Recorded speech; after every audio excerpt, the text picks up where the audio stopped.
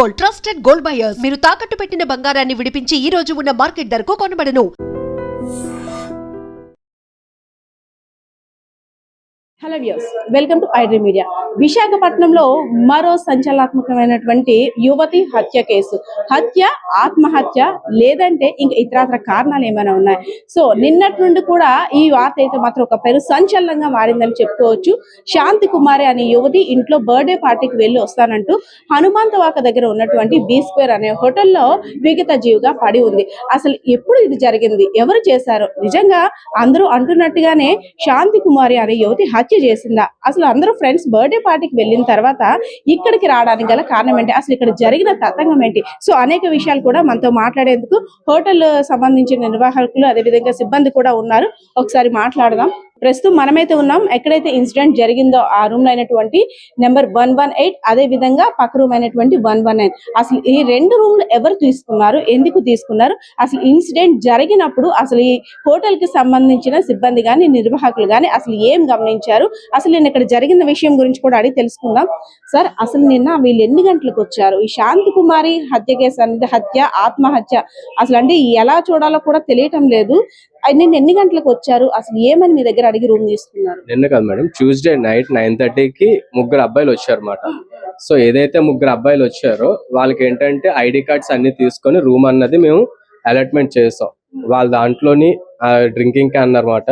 So అంతమంది drinking అయితే మేము అంటే లేదంటే తను ఒకలే తాగుతారని చెప్పేసి బ్యాగ్ లో 2 బీర్ బాటిల్ ఉన్నాయి. సో అవి చెక్ చేసుకొని మేము పంపించాం. రెగ్యులర్ గా అన్నది ఏంటంటే హోటల్స్ అనేవి ఇస్తూ ఉంటారు కదా, సో ఎక్కువ మంది కాదు, ఎక్కువ ఆల్కహాల్ కూడా కాదు. దాని తర్వాత ఒక 1.5 hours 2 hours తర్వాత ఒక అమ్మాయి వెళ్తుంటే మా బాయ్ అడిగారు మాట ఎక్కడికమ్మా ఏ రూమ్ అని అడిగితే వాళ్ళు ఇలాగ వెళ్తున్నారంటే మేము వెంటనే ఆపేసాం అమ్మాయిని. ఆల్రెడీ అందులో 3 జెంట్స్ ఉన్నారు. సో వాటిలోకి మీ అలాట్మెంట్ అన్నది అయితే మేము చెయ్యము మేము అని చెప్పేసి అంటే ఆ అమ్మాయి ఏంటంటే చాలాసేపు ఆర్గ్యుమెంట్ జరిగింది. ఆ పైన ఒక అబ్బాయి వచ్చారు. ఆ అమ్మాయి నాకు తెలుసు, మేము పార్టీ చేసుకుంటాం వెళ్ళిపోతాం అని చెప్పేసి అమ్మాయి వెళ్ళిపోద్దని.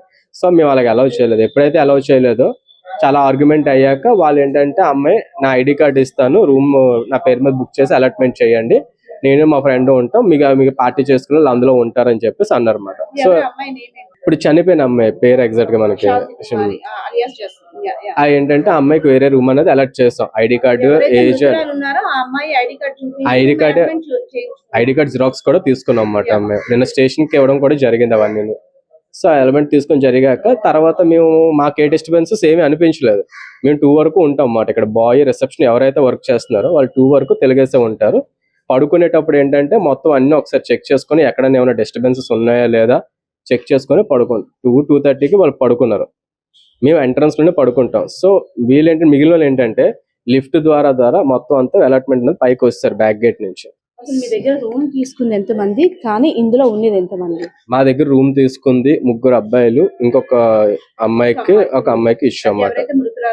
అదే తీసుకున్నారు. తర్వాత చూసేసరికి ఇక్కడ ఎంతమంది ఉన్నారు?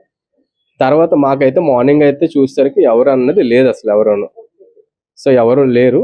మాకు మార్నింగ్ కానిస్టేబుల్ వచ్చేసరికి ఆయన తర్వాత వాళ్ళు ఎంక్వైరీ చేస్తున్నప్పుడు సీసీ ఫుటేజ్ చూస్తున్నప్పుడు ఏంటంటే ఇక్కడ వచ్చింది ఇంకొక అమ్మాయి ప్లస్ ఇంకొక 3 అబ్బాయిలు. శాంతి కుమారితో పాటు ఎవరైతే మృతురాలు శాంతి కుమారి ఉన్నారో ఆమెతో పాటు ఇంకొక అమ్మాయి కూడా వచ్చింది. అది ఏవి అంటే ముందునైతే మీరు ఉంటారు, ముందునైతే కంపల్సరీగా మేము ఉంటాం.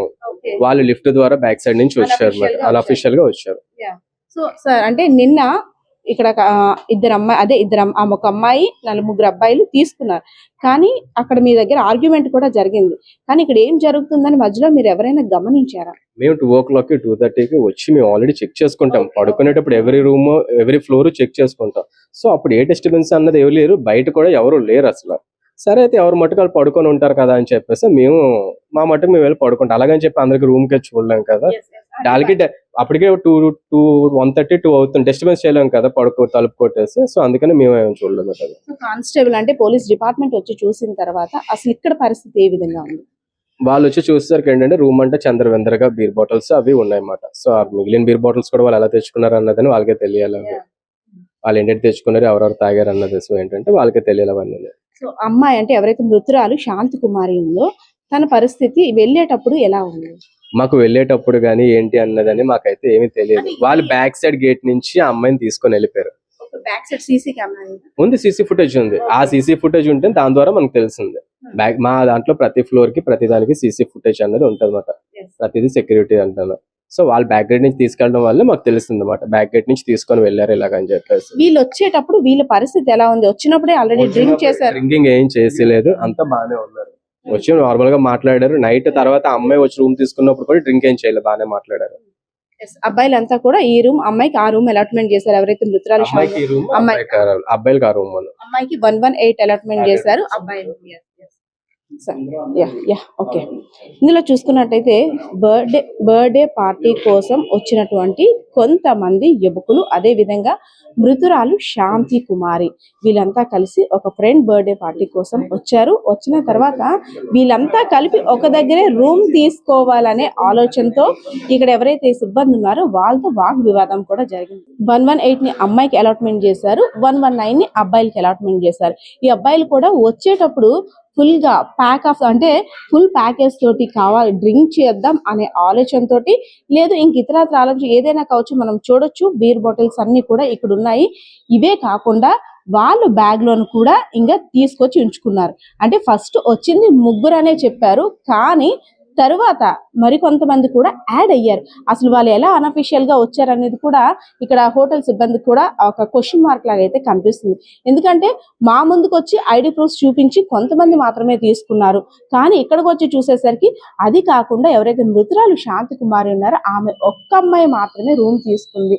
కానీ తర్వాత ఇంకొక అమ్మాయి కూడా ఉంది. అంటే వెనక గేట్ నుండి వచ్చి వీళ్ళంతా కూడా ఇక్కడ గ్యాదర్ అయ్యారనే అనుమానాన్ని కూడా వ్యక్తం చేస్తున్నారు.